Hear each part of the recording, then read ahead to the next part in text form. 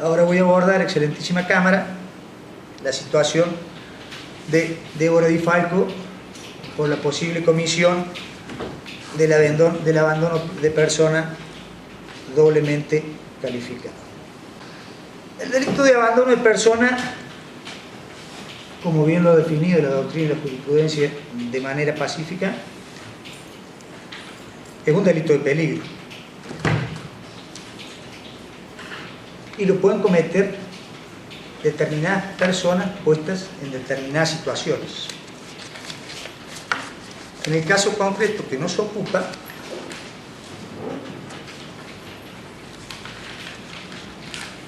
sin ninguna duda, Débora Di Falco, por imperio del 264 y concordante del Código Civil y por la Ley de Protección de los Menores 26061, en el artículo 7, tiene la posición de lo que en doctrina se denomina garante de la criatura. Esto también surge de la Convención Internacional sobre los Derechos del Niño, que este derecho es supranacional para nosotros por imperio del 75, inciso 22 de la Constitución Nacional. No obstante, a su vez hay una ley provincial que adhiere a esta convención. Se ha discutido en doctrina cuál sería el alcance, cuál es la obligación del garante, para arribar que las obligaciones de los padres respecto de los hijos, cuando son muy pequeños, se refieren a la alimentación, a mantenerlos limpios, pero en general esta obligación son evitar lesiones corporales de los niños causadas por sí misma o por los terceros, y en general realizar acciones que conserven o preserven la vida del menor. Esto es Albrecht, citado por Castillo González, El delito de omisión impropia, edición del año 87, página 170. El abandono se produce sin tener en mira el resultado. Porque si el abandono se produce teniendo en mira el resultado, mudamos de la calificación legal. El resultado en el abandono es la consecuencia desgraciada, aunque natural y directamente derivada del peligro creado por la conducta omisiva del agente. Esto surge del Código Penal comentado, tomo 4, parte especial, de Editorial Hammurabi, de David Bangwen y Eugenio Raúl Zafari. Entonces, acá ya no tenemos que encontrar, al ser un delito omisivo, no tenemos que buscar un nexo causal, sino por el contrario, lo que se ha dado en llamar el nexo de evitación. Esto es, si la persona puesta como garante hubiera realizado las acciones que la ley pone en cabeza de ella, hubiera podido evitar el resultado dañoso para la víctima. Vuelvo a repetir que la figura de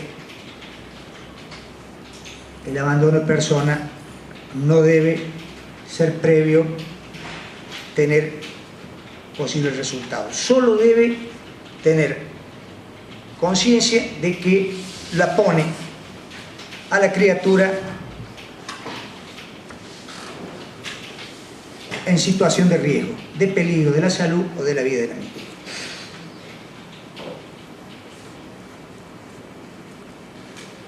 Como ya dije, Torres y Giboy sostienen que hay lesiones que datan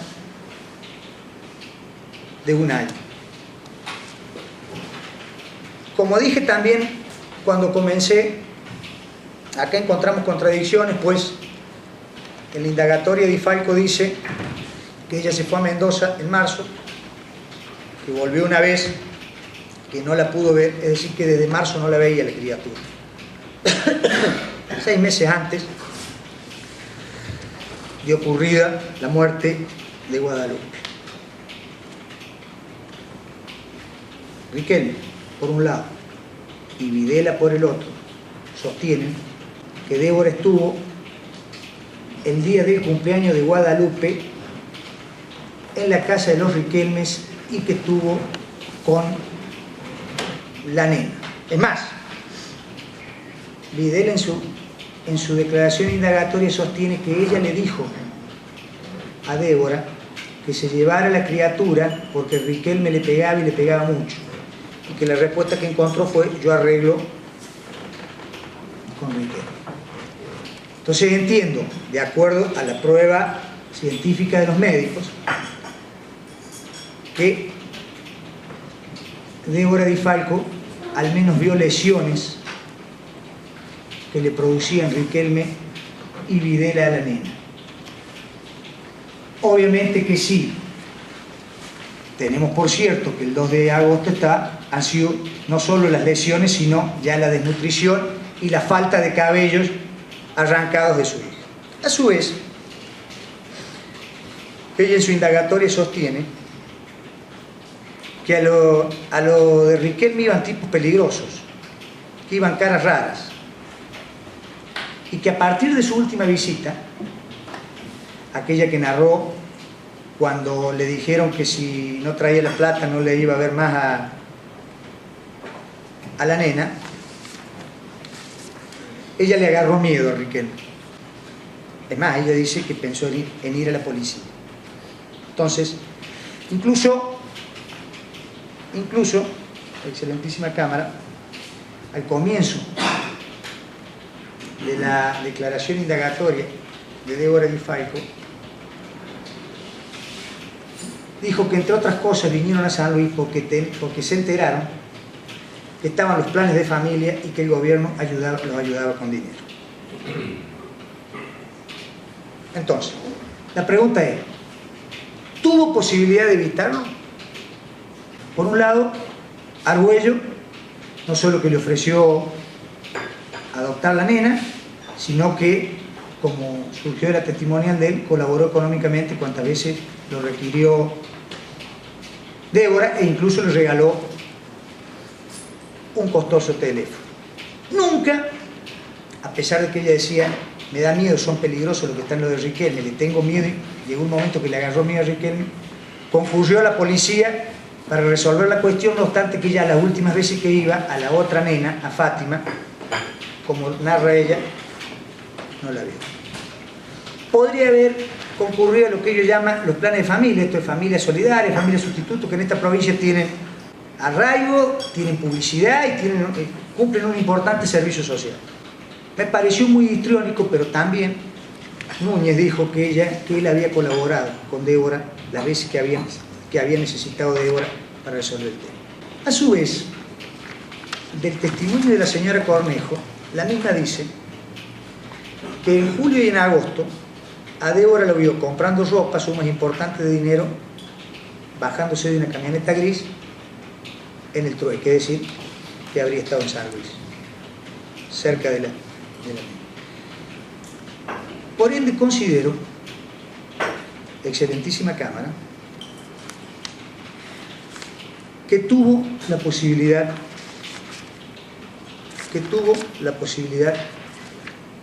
de haber generado lo que la doctrina llama el nexo de evitación, que podría haber evitado esto, que podría haber evitado el accionar cumpliendo su rol de garante, retirándole la criatura a Riquelme y a Videla, y no asistir, seguramente para ella y para el más doloroso de todos, pero en el fondo también nos duele a toda la sociedad, a el ensañamiento con que fue mutilada hasta la muerte Guadalupe.